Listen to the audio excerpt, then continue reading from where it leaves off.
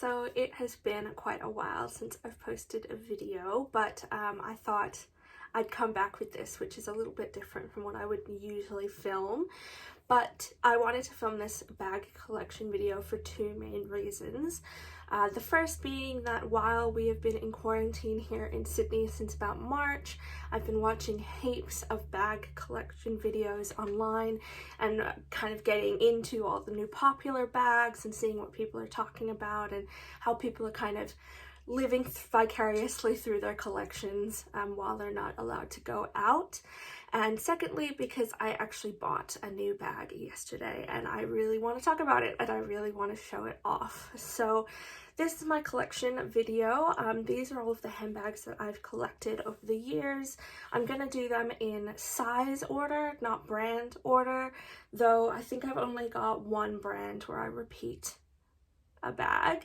So I've got a mix of designer, luxury brands, and vintage. So if you are interested in bags like me, then just keep watching. In this video, I'm going to try and give you as much detail as I can, including how much I paid for these bags if I remember, or when I purchased them, which might help if they're still available to you.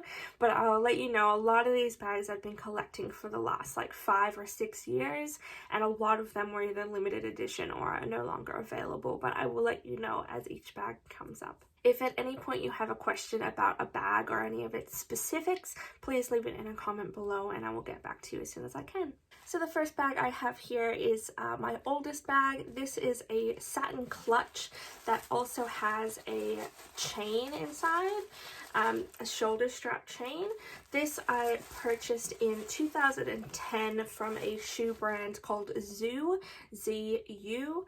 I don't know if they're still in production any longer. I haven't been to one of their stores probably since 2010, but I purchased this bag for a school formal and I've just held on to it since then. It's a nice enough bag, just a very simple clutch. I have it stuffed at the moment and that's my first one. Next, I have this pouch from Mimco. This was a gift from my co-workers when I left a job in 2017, the end of 2017, beginning of 2018.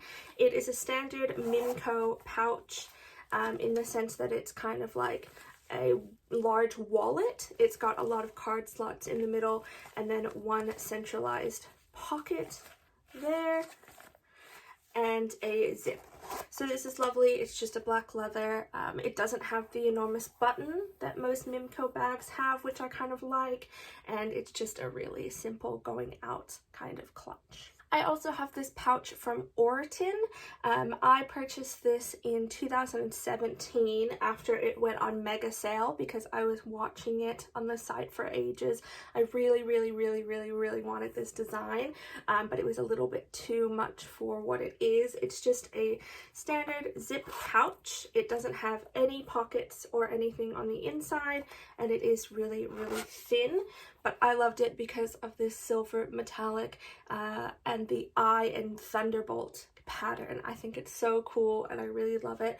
I get a lot of comments every time I wear it, and people are always really surprised to hear it's from Oroton because this is quite unusual for that brand. So I love this bag and I'm so glad I have it. The last of my small bags is this vintage bag. It has a top handle and is one that opens like this. And it's got really nice engraved silver lining on the inside of the clasp. I purchased this at a vintage store in New Norfolk in Tasmania in 2019. It's a fabric on the outside and it feels like the inside is constructed out of cardboard. And I absolutely love this. It holds almost nothing, so it's a really nice little cute dinky bag that I like to take out at nighttime usually, but I don't carry it that often because it is so vintage looking and it doesn't suit every single occasion, but I also just love it. So those are all of my kind of mini clutch bags. Now I'll show you the slightly more substantial small bags. The first one I have here is going to be pretty familiar for anyone who spent a lot of time on YouTube or Instagram in 2017. This is the Chloe Faye bag. This is the small shoulder bag size and it is in the color Poppy Red. I purchased this from the David Jones in the Sydney CBD in 2017. At the time, I paid 2,280 Australian dollars. It was my first ever luxury designer purchase, and I got it kind of because of how hyped it was online, but also because I love this color. In person, it's a really hot orange kind of color, and I absolutely love it. Orange is my favorite color. It is a very fiddly luxury bag. This does a lot of damage to the calfskin leather, unfortunately, and this tarnishes really quickly. So it doesn't wear very well at all. As you can see on the back, the suede has gone really dark and is kind of coming off in parts. But I absolutely love this bag. I still wear it. I know a lot of people who bought the medium Faye don't wear it anymore. A lot of those bloggers and Instagrammers don't wear it or have sold it. The resale value on these is terrible. But I still love mine. I'm still wearing mine. I'm interested perhaps in doing a kind of wear review test video talking about this bag now 3 or 4 years after it was really popular, and how it's kind of worn and what I think about it in some detail. Let me know if that would interest you and I can organize that. And then next for my small bags is this bag from Kate Spade. It is just a small little grained leather bag with a bow on the front with a gold Kate Spade.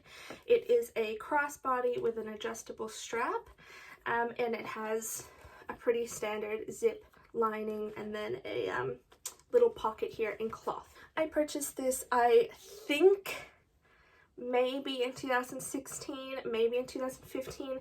To be honest, if you told me I purchased this anytime between 2014 and 2018, I'd probably believe you, because I actually have no idea when I bought this bag. I bought it on a whim when I went into Kate Spade one day, and it was a pretty good price, so I purchased it. But I do really love it. I think it's a really nice, simple nighttime bag. It's a really nice black leather, very simple, very classy. I wear it a lot if I'm just running to the shops or if I'm going out at night. I love it. Next, we'll go on to my medium-sized bags. So keeping it in the family, this is my other Kate Spade bag. I think this is the only brand that I have 2 bags from, Kate Spade. I've also had a third bag, but years ago I sold it. So this is my burgundy Kate Spade bag. I purchased this in 2015, again on a whim when I walked into a Kate Spade and just fell in love with the color of it. It's a lovely kind of burgundy textured leather.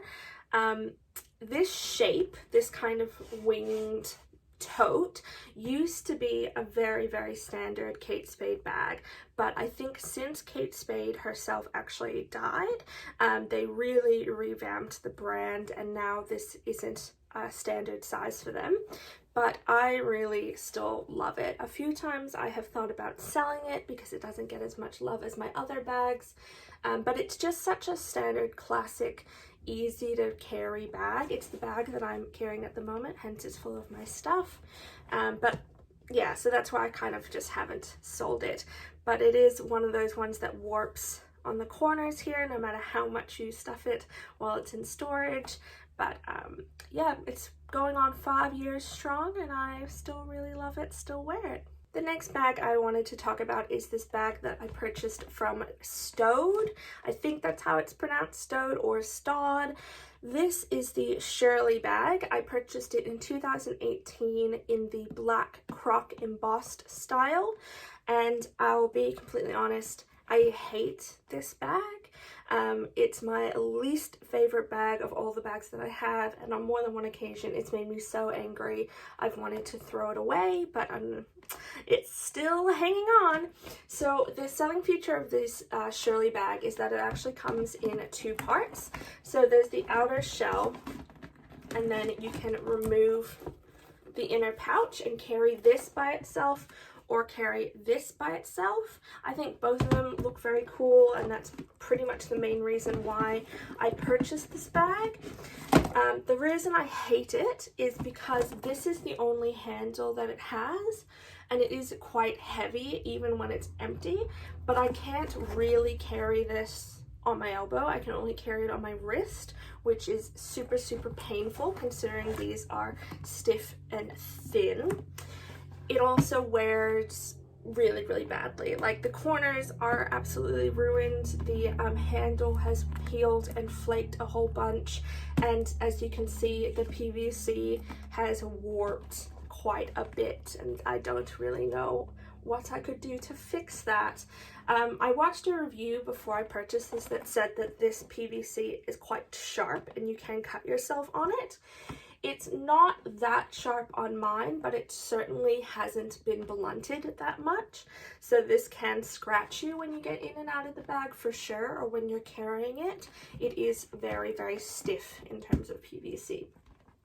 This is another bag I would be interested in doing a kind of wear test review for, how it wore kind of situation, and just kind of, I really want to warn people off this bag because I think it looks really, really cool, and I think it was a huge waste of money. I think I paid about $210 US for it, which in the grand scheme of things isn't heaps, but considering I could have put that like $500 towards another bag that I actually enjoy carrying, it really bothers me.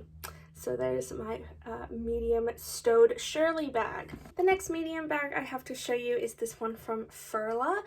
This is from the 2017 Spring-Summer collection. It was called The Field of Imagination, and this is the Metropolis bag, but it is kind of like a large tote version. I don't think it's a permanent shape.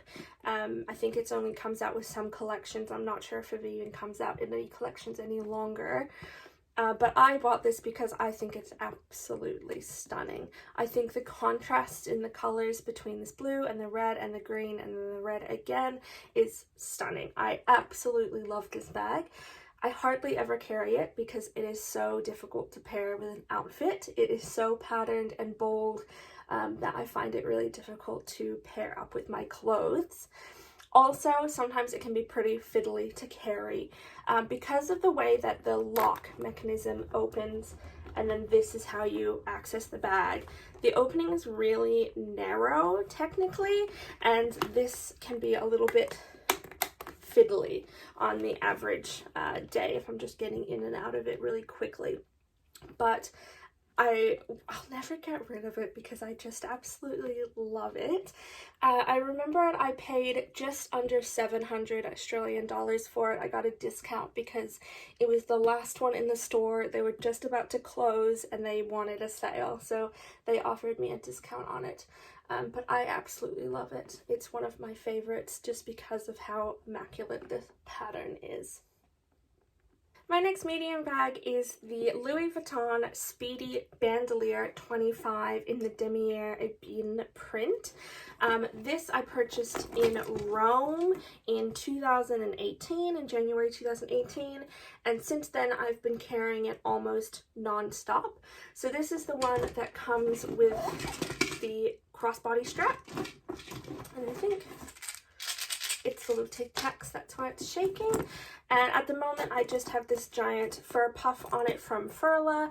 I really love how neutral this bag is and how I can style it up and down so easily.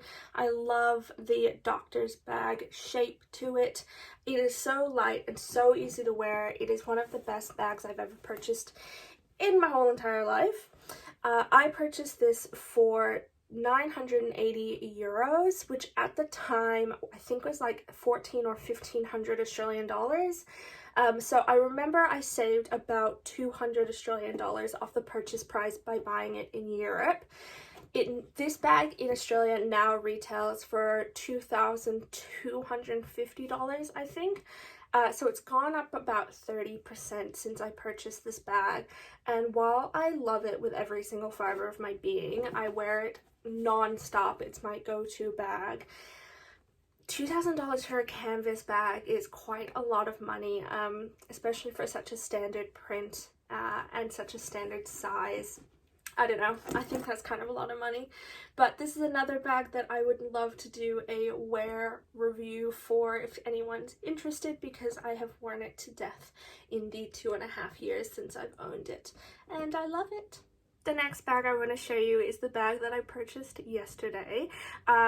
This is from Prada, and this, I don't think it actually has a name because it is part of the pre-fall 2020 collection, but on the website it's just called leather handbag. It is in the medium size, so there's a size smaller that just has one handle and a size larger, which is definitely more of a tote bag. It is a calfskin leather with a grained finish, and on the inside it is leather lined as well. So it's got 2 handles and then 3 pockets, 2 side pockets and 1 pocket in the middle, which is magnetized. So I purchased this as an everyday black bag. As you can see, I don't have a medium black bag other than the Staud that I hate. So I'm really excited to have this. I paid 3,250 Australian dollars for this bag in the Prada store in the Sydney CBD Westfield, and I absolutely love it. So I currently have tied to it a little bandeau from Louis Vuitton that I also purchased yesterday from the Crafty collection, which I think is their fall winter 2020 collection. Maybe I'm totally wrong, but it's called the Crafty collection and it's in store now. I purchased it yesterday with the black on the back and then the beautiful caramel kind of orange color on the front. I think that looks so cute, especially for fall, even though it is winter now. I'm still not leaving the house very much, so I'm probably not going to have a lot of chance to wear this before summer hits. But anyway, this is the bag that I just purchased yesterday and I absolutely love it. So those are all of my medium-sized bags. So now we're going to go on to my large ones. So this is going to include tote bags as well as backpacks and work bags. So if you were on the YouTube bandwagon back in 2012, 2013, then you will probably recognize this. This is the Longchamp Pliage tote. This is the size large shoulder bag, I believe, and it is this big with the long shoulder strap. This is in the khaki color. So if you weren't around in that time, this is a nylon bag with leather detailing. It is pretty much just a giant hole on the inside, but there is a little top pocket up here that goes about halfway down the bag. There's going to be plenty of information online if you want to know more about the Pliage tote, but this is just a really standard tote bag that I have. I bought this in 2013. I wore it as a uni bag, as a day bag, as a travel bag. It's absolutely beat up. There's lots of wear on the bottom. All of the corners are worn through. It's got stains all over it. And I still carry it as a travel bag if I go away on trips. I do absolutely love this bag, and every once in a while I think about buying a replacement for it, but at the moment I just use my handy dandy wrecked one. Next I have one that's a little bit unusual. So this is a tote bag with a flat bottom, and it is from Gucci. So I bought this in January 2018 at the Gucci Museum in Florence in the gift shop. So they sell quite a few different products in these vintage Gucci canvas prints. So they used to do luggage and bags back in like the early 20th century in this kind of print, and you can purchase heaps of different shapes of tote bags in this print and some other ones as well. It's got some leather detailing on the handles, and then on the inside it has the founding date as well as the address to the first Gucci store, which was in Florence. So I hardly ever carry this bag, mostly because the shoulder handle is so small that I can only really carry it on the crook of my arm, and it is such a big bag, it gets really heavy. So I kind of just use this as like a shopping bag if I'm going to a market or something like that in which I'm going to be buying like secondhand clothing or something. this is the bag that I will take because I can stuff it full very easily, and it is relatively lightweight. But I mostly purchased this for memories. And if anyone is interested, you can only purchase this in the gift shop of the Gucci Museum, and I paid about 150 euros for it in 2018. My next large bag is my work bag, or my laptop bag. This is from the brand Knomo, spelt K-N-O-M-O. I purchased this in 2015, I think. This style has actually been discontinued from Knomo. The only style that remained that kind of looks like this is the Oddly bag that they have, but it's now, instead of in nylon, and it's now completely in leather. But basically it's a laptop bag. It has a front compartment, 2 zips in the front. It has heaps of compartments in here, including a laptop one, another one, and then a zip pocket here. And it has a magnetized pocket at the back as well. So I purchased this to use as a uni and work bag to carry my laptop in. I do use it quite a bit, but I think the issue with it is it gets incredibly heavy, and I don't really take my laptop anywhere anymore because I now am no longer a undergrad student and I do a lot of my work from home. So this isn't super useful to me anymore, but I'm still going to hold on to it because it might come in handy later down the road. And the very last bag I wanted to mention is my Fjallraven Kanken backpack. This is a very, very popular backpack. I purchased this when it was kind of at the height of its popularity in 2018. I also purchased this in Italy, and from memory I paid about 180 euros for it, which was heaps because it was very difficult to get in Australia at the time. I think now it's much easier to get. There are a lot more retailers who sell it now.